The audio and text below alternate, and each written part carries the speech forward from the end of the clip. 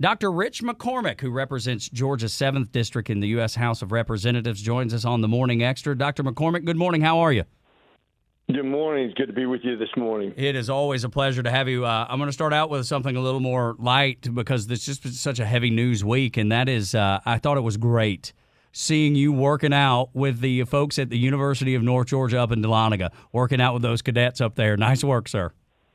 They're studs. I got to tell you, I used to make fun of the Army all the time when I was in the Marines about their PT, about their fitness, and they have turned it around. I am so impressed. They approach it scientifically.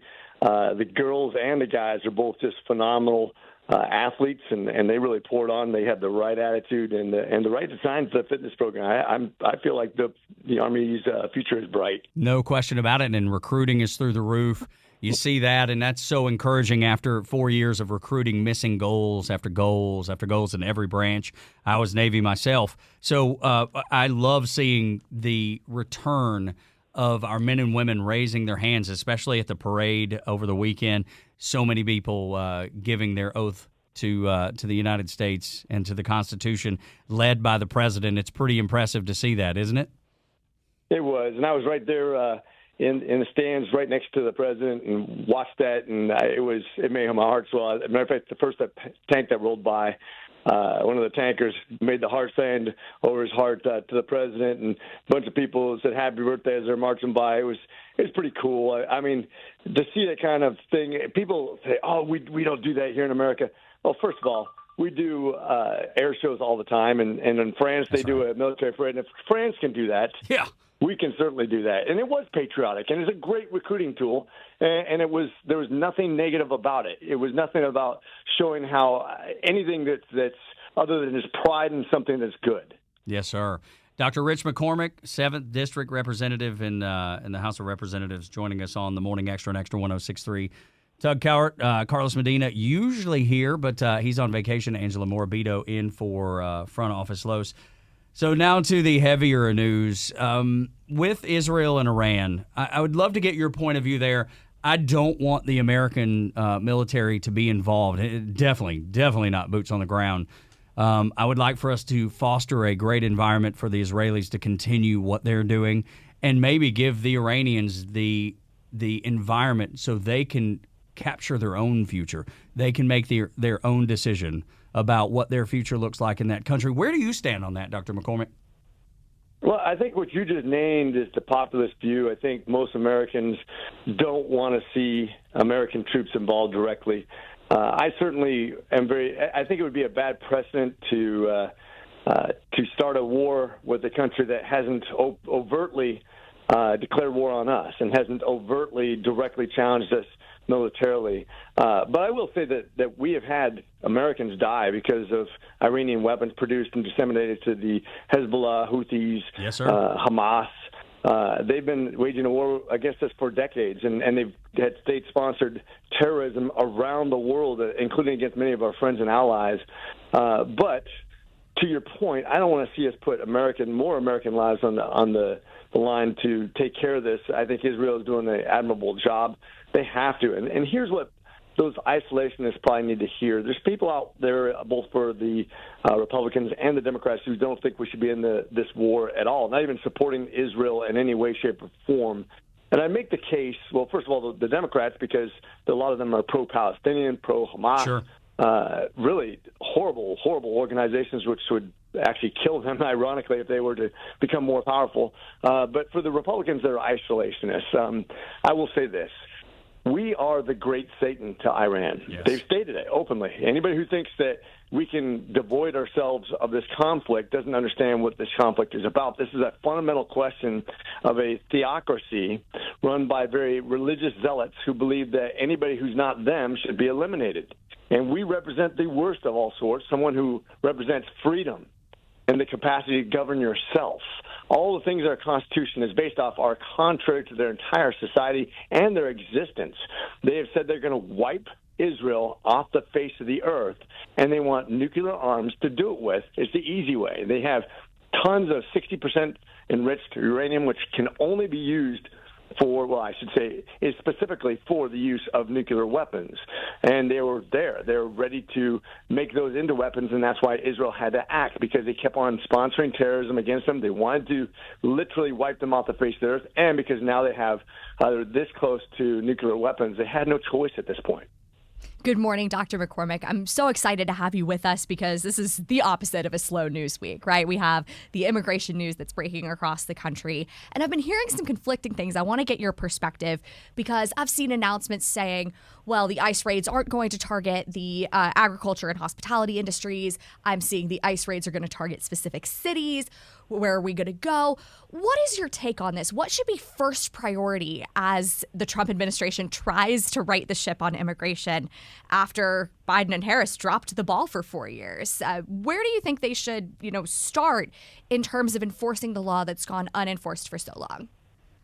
Well, I think we've been pretty clear, and we kind of go a little bit off the rails, but we wanted to start with the criminal element. We have a ton, probably over 1 million people who are here, not just illegally, but drunk driving, creating petty crimes, or actually child trafficking. I mean, we have tens of thousands of children that are missing from when Biden allowed them in here without parents or with parents that were not related to those children, and then this disappeared. I mean, we literally participated in assisting in child trafficking because of our border policy. The drug dealers that came in here, we have over 100,000 people died pretty much per year for the last several years from fentanyl smuggled across the southern border. We have so many massive problems, but there is also an element of people who've been here for up to 30 years or even longer than that who have decided to assimilate and to create jobs and to pay taxes and to follow the rules. And we have to deal with that. The impact of those people on this society has been very positive. And Teddy Roosevelt talked about this probably 100 years ago. He talked about the immigration problem. He said, look, for those people who will come here and assimilate, become Americans first, not wave around some of the cut flag, not talk about dominating American society or impacting in some negative way, but people who come here to want to be Americans, to participate, they should have a pathway to citizenship. Now, you have to do it legally, and I don't want to ever encourage anybody coming across the southern border illegally.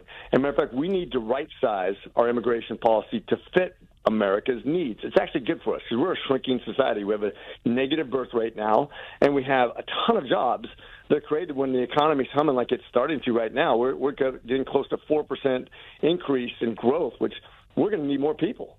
And so we need to right-size each industry, whether it be agricultural, IT, healthcare, you name it. And we have so many different industries, hotels. They're going to need people. And we're going to need people for the military, for that matter, too. We want good Americans in America, and that's where we need to start, is get rid of the people we know are negative to our society who came here illegally, and then we need to address the people who came here illegally but have tried their very best to assimilate and figure out what to do that would be maybe pay a penalty, maybe try to figure out a way to become a citizenship if it makes sense. That's the tougher one because we don't want to reward people who have broken the law. That's right. You don't want to encourage it moving into the future. And I don't think the American people have an appetite for a big amnesty, for people that have come here and broken the law. I do believe we had a caller the other day that runs a construction company. Her name was Jennifer. She talked about some of the people that you described, people that really genuinely love the country and want to be a part of the American fabric, which I think most people would say, okay, I can see that, I can understand that, but there is a concern when it comes to finding out who is like who falls into that category, who is the person that we know that is doing the right thing. And again, I'm not for amnesty. There needs to be you can't just go unpunished. It can't go unpunished. But I don't know what that looks like. But then the other part of the equation, Dr. McCormick, as we talked to Rich McCormick representing Georgia's 7th District on the Morning Extra, is the numbers, the math doesn't work. We've talked about it on this show a million times. They let, 15 million people in, and we've arrested 100,000. It would take 200 years to get everybody who was let in illegally out. Though I'm not in favor of amnesty, I understand why you're bringing that perspective up, and I believe that it's a good debate to have. Yeah, and I don't think I'm encouraging amnesty in any way, shape, or form. But for those people who are following laws, those people, and maybe they never get citizenship, but they pay a fine. We discuss their merits of being here. We certainly continue to lock down the border. Yes, anybody who's come in during this basically free period of time, they're seeking amnesty basically on political things that are happening in their country, but they've forgotten this remain in Mexico, where you can't just skip over a bunch of other countries that are safe to live in to get to America just because you want to. That should be also addressed. But quite frankly, the way that Biden did it was the worst possible way you could do it. No question. We had 2 million of them. He had such a ridiculous argument. He said, no, these are undocumented migrants. First of all, they're well documented. He sent a record number of border agents down to document as they came into the United States, and then 2 million on top of that came in here, did not want to even request amnesty, but to get away without being documented. Those are the ones I really worry about, because those are your potential terrorists and drug dealers and child traffickers and people who would do us harm. So that is a very disturbing figure, and they're sponging off our society. Meanwhile, but we can fix all this. We can get back to digital ID. There's a lot of Democrats that want to have that. We can have great accountability, make sure that you can't get money from the government if you're here illegally. And that would, in large part, fix the problem, quite frankly. Yeah, and the thing that I think, Dr. McCormick, that is the best about where we are in America as far as conservatives and Republicans is that we can have this discussion. The tent's big enough to have opposing ideas and opposing views on how to fix it, what to do about it, but we're able to have a civil conversation and even disagree slightly in places and maybe even disagree greatly in other places. And yet we're able to have that discussion. The left does not have that ability. That is the best point of all. I love how you just approach that, because if you think about it, if everybody in a church agrees with each other, what do we call that? Yeah. A cult. Cult. Right. We're Yes, not sir. a cult. And so I don't like it when Republicans especially say, oh, if you're not this, then you're a rhino. Well, first of all, I'm probably one of the most conservative members of Congress. I'm one of 30, probably the most conservative members of Congress. But I don't call people rhinos. I don't call people names, because if you're in my church, I'm happy you're in my church. I need you in my church to have the majority. And quite frankly, I can't make you more conservative by calling you names. Right. I can't convert you by punching you in the face. And this idea that we have to be mean-spirited to people who disagree with us is contrary to everything we know that it's effective in persuasion. Anybody who's been in a marriage knows that you can't win an argument. But if you can convince somebody that you love them, then you can talk to them about anything and be persuasive. And that's what we need to get back to in our approach to politics. Dr. McCormick, you bring up such a great point about the war of public opinion and how it gets fought like a war when in reality it should be this friendly conversation. And I think we've seen this at the dawn of the second Trump administration, where he scored some really big wins on the economy, and yet he's not getting a lot of credit. Tug was mentioning that real wage growth is up, grocery prices are coming down, gas prices are fairly stable, at least better than they were during the past administration. And yet President Trump doesn't seem to get a lot of credit. Why do you think that is? Because of politics, because of the media cycle, because of what they want to be for the future. If you think about the people who are supporting the Democratic Party right now, there is a variety. There are some moderates. There's some people who are left over, some yellow dog Democrats. But a lot of them believe in the government more than they believe in God. They literally think that the government should be the authority on what's moral and what's not, whether your business can open or close, who you hire, who you fire, what your medical decisions are, what you get to do for travel. That is the real crux of the issue. Do you believe in the government, or do you believe in people? And I would say that the ultimate minority is the individual, and that's what our Constitution is designed to protect. Your rights given to you by God, not by a government, to life, liberty, and the pursuit of happiness. Amen. People think that Trump is a king. My gosh. What? He's doing just the opposite. He's Silly. deregulating. Yeah, it's so silly. He's giving you back your life. That's exactly right. And the people that were out there with the No Kings marches as we get ready to wrap up with Dr. Rich McCormick representing Georgia's 7th District, those people were okay with Biden as a president and having no idea what was going on, a board of directors, if you will, running that administration, then anointing Kamala Harris without any sort of primary. those are the people that are saying no king. The addition doesn't work. The things they're saying make no sense, Dr. McCormick. And I think you're exactly right. Those people they've got a lot of soul searching to do before they're ever going to connect with the American people again to even consider voting for them.